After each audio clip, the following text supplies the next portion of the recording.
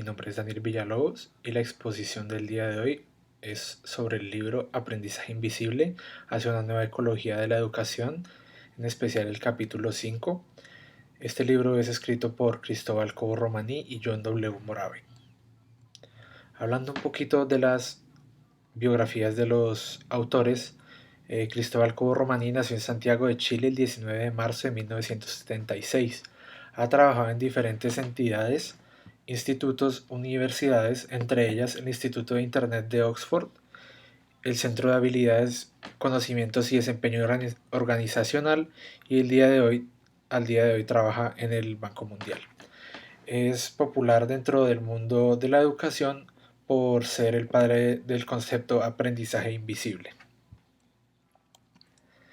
John W. Moravec es un doctor en educación comparada, es el padre del término nomad, que significa nómadas del conocimiento, que es básicamente acerca de cómo eh, la gente que se quiere acercar al conocimiento siempre se está moviendo, ya sea en redes, ya sea de forma digital o de forma física.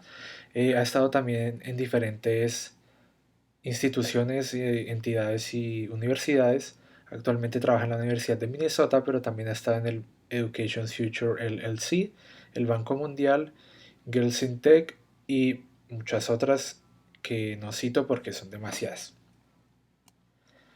Bueno, el capítulo 5 se titula Vox Populi e Inconclusiones. Este es el último capítulo del libro y es, como dicen los autores, no es exactamente las conclusiones, sino más bien una forma de recoger todo lo que se dijo y sintetizarlo. Comienza con esta frase que dice: deja la escuela antes de que tu mente se pudra por la exposición a nuestro mundano sistema educativo. Olvídate de la graduación, ve a la biblioteca y edúcate a ti mismo si tienes agallas. Esto es como un abrebocas de lo que va a ser el capítulo, que nos va a hablar en concreto del aprendizaje invisible y de cómo opera. Bueno, la intención del autor es recoger parte de la Vox Populi que generó la invitación abierta a discutir en torno al aprendizaje invisible. Esto es una cita textual de el libro y esta es la intención pues que el autor se expresa de lo que quiere lograr con este capítulo. Y su tesis central es que el aprendizaje invisible es un sistema transversal que trabaja de muchas maneras, pero sobre todo en el cómo se aprende. Bueno, en este capítulo la primera sección se titula Todo aprendizaje invisible a 1000, es decir, con 10 conceptos en 100 palabras describen todo lo que es el aprendizaje invisible. Entonces comenzamos con que es un conjunto. Entonces es un conjunto de ideas, más que una idea por sí sola, es un conjunto de estrategias, de diferentes formas de educar, no es una idea aparte, sino más bien un conjunto. Es un salto, más concretamente un salto adelante de la curva, como se dice en inglés, leapfrogging ahead of the curve, que significa estar como adelante en la vanguardia de la educación. Habla también de cómo el aprendizaje invisible se centra en el cómo más que en el qué, más que en el qué se aprende, sino en el cómo se aprende. Habla del mindware, es decir, salirse del concepto del software y del hardware y tratar de trabajar el mindware, que es las tecnologías humanas, es decir, nuestra mente, cómo aprendemos mnemotécnicas y diferentes pues, tecnologías del conocimiento humano. Habla de la informalidad, de la importancia de la educación informal. Para conceptualizar un poco, la educación informal se refiere a toda esta educación que se supone va por fuera de la academia, como lo es el baile, el canto, un instrumento, artes marciales, todos estos aprendizajes se consideran aprendizajes informales dentro de la academia. Habla del do it yourself, que es como el DIY, que significa pues que por más de que te den todo desmenuzado, pues al fin y al cabo la persona que tiene que hacerlo eres tú. La apertura a nuevas perspectivas, no se puede quedar estancado en una sola cosa, tiene que siempre buscar nuevas perspectivas y por eso ser abierto. Una prospección es decir, proyectarse hacia el futuro, pero estarse proyectando todo el tiempo porque pues el futuro de 5 años pues va a ser, o sea, hoy en 5 años nos paramos y el futuro de esos otros 5 años pues también hay que tener planeado, entonces hay que siempre tener prospección. Habla de las habilidades centralmente de lo que es la tecnología, pero pues también ya hablamos pues que las habilidades del mindware también son importantes, pero las habilidades con las nuevas tecnologías también son importantes. Y que el aprender es un continuum más que un acto que se considere espaciado en el tiempo, o sea, que suceda y que ya paró, sino que más bien el aprendizaje invisible concibe la educación como un continuum, como algo que siempre está en continuo desarrollo, como siempre se está aprendiendo. Bueno, se entrevistaron, la segunda parte de este capítulo habla acerca de cómo se entrevistaron a diferentes educadores dentro del campo y pues habla un poquito de las ideas que se recogen acerca de sus entrevistas. Entre ellos están Dolores Reig, Elena Benito Ruiz, Fernando Santamaría, Ismael Peña, Juan Freire, Peca Ihanen, Roberto Balaguer. Hablan acerca de cómo el aprendizaje invisible es una mezcla de diferentes corrientes, de diferentes técnicas, como ya habíamos declarado antes. Se basa mucho en de la interdisciplinariedad. Habla de cómo la innovación en la educación debe darse a través de salir de las instituciones.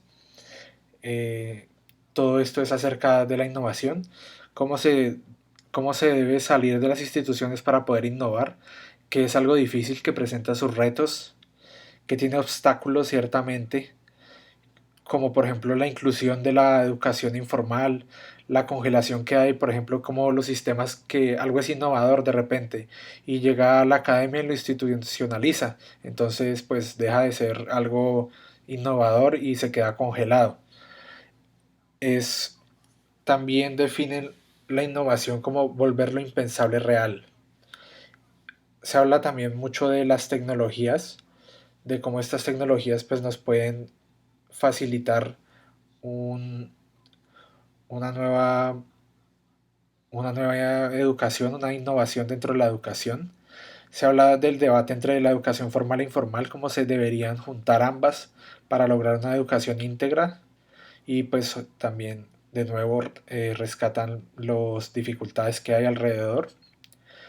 Eh, la tecnología debe funcionar más bien como un catalizador, más que ser a lo que debería apuntar todo esto. Es decir, no solo con las tecnologías se tiene, sino que hay que tener las habilidades y además de las habilidades, bueno, todos estos conceptos como el mindware, todos estos otros conceptos para lograr una educación óptima. Y hablan acerca de si estamos buscando personas con empleabilidad, se busca también que sean personas que tengan, este es un concepto importante dentro de la educación, que tengan aprendizajes significativos. Hablan acerca de varios ejemplos alrededor del mundo, como en Finlandia, donde se han abierto espacios para discutir en los centros educativos, se han abastecido de laptops. El proyecto CEMOS 98 eh, lo que ha realizado Alejandro Pistelli y sobre todo recalcan un ejemplo que me parece vital, que es el de un profesor anónimo en África. ¿Y por qué en África? Pues porque es lo que tenemos conceptualizado de que es lo más básico que hay, entonces el profesor que se las ingenia con lo más básico, con lo más, eh, sí, con lo más mundano, es pues, rescatable dentro de lo que es la innovación en la educación. Entonces finalizan esta sección de las entrevistas con la pregunta, no, la pregunta no es, la pregunta dice así, la pregunta no es qué puede hacer la educación por ti, sino qué puedes hacer tú por la educación. Las inconclusiones, bueno, ya dije la pregunta, hablan acerca de que la innovación o la revolución no va a aparecer en Twitter. Esto es acerca de un tweet que realizó cierto educador que hablaba acerca de que cuando se innove o cuando haya revolución dentro del campo de la educación no va a estar en redes, sino que simplemente va a suceder. Y no se va a dar, también se habla de que no se va a dar una revolución top-bottom, es decir, que desde arriba todo se coordine para que desde abajo pueda todo el mundo eh, acceder a esta educación, sino que se tiene que realizar tanto desde arriba hacia abajo como de abajo hacia arriba. Se habla de estos conceptos peligrosos como la universidad 2.0 o los colegios 2.0, que serían como estos nuevos colegios donde se implementarían las tecnologías, pero pues ya llegaremos a este problema que hablamos antes, que es la congelación de cuando se institucionaliza un, un concepto, pues deja de ser innovador y se añade a otra herramienta más de la academia, pues que no va a llevar a una educación óptima. Entonces habla acerca, finalmente, pues para finalizar, hay algunos aprendizajes más visibles que otros, que se debe salir de este ciclo de currículum, eh, cátedra, educación y calificación, se debe salir de este esquema, que tratar de ver a los centros educativos menos como hoteles y más como laboratorios. Y pues los autores hacen un llamado a una convocatoria pública a realizar proyectos de aprendizaje invisible, y pues que el aprendizaje invisible, más que basarse en el qué, se basa en el cómo, en el cuándo, en el dónde, en el por qué y en el para qué, y trata de hacer visible lo invisible. Eh, Se habla también al final de unos conceptos en inglés como el do it yourself de EJ, el learn by people y el peer by learning, que es el aprendizaje entre pares. Bueno, la visión crítica que yo tengo acerca de este texto es que expone ciertamente eh, conceptos que yo tal vez sí había tocado en clases como de pedagogía, pero que no había hecho expreso como en un texto, no lo había leído nunca, no lo había tenido como en imprenta. Entonces es un texto que pues añade mucho a lo que es la educación y los nuevos métodos, incita a los proyectos, da ejemplos de proyectos, pero también peca, me parece que peca un poco por ser muy utópico. Si Pues está esta frase, no recuerdo de quién, que dice, si la utopía está allá y tú caminas un paso, la utopía se aleja un paso. Entonces, ¿para qué sirve la utopía? Para caminar. Entonces, no estoy diciendo necesariamente que el texto que peque por utópico es que sea malo, sino que simplemente pues está idealizando muchas cosas, que aún faltan muchos recursos en el mundo entero. Estamos pasando por una crisis, Colombia en especial, nomás pues con bueno, la ley 100, un montón de cosas, eh, y hablan pues como de centros educativos del futuro y varias cosas así, pues que ya, como mencioné antes, pecan un poco acerca de lo utópico de cómo sería la educación. Eh, de resto me parece un experimento muy interesante porque es un libro de derechos de autor libre, es decir, lo pueden replicar en cualquier parte, y los autores lo hicieron con ese sentido, con el sentido de que se hicieran nuevas convocatorias para empezar a utilizar el aprendizaje invisible, que se fusionara lo informal con lo formal. Entonces me parece, más que un texto, me parece un proyecto bastante interesante. Finalmente concluyo con esta pregunta, que es ya la pregunta que yo les realizo a ustedes, no la pregunta que el texto les realiza, sino la que yo les realizo a ustedes.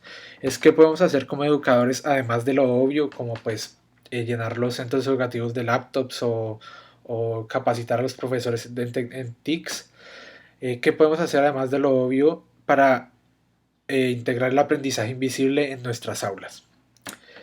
Bueno, no siendo más, les agradezco por su atención y con esto terminamos.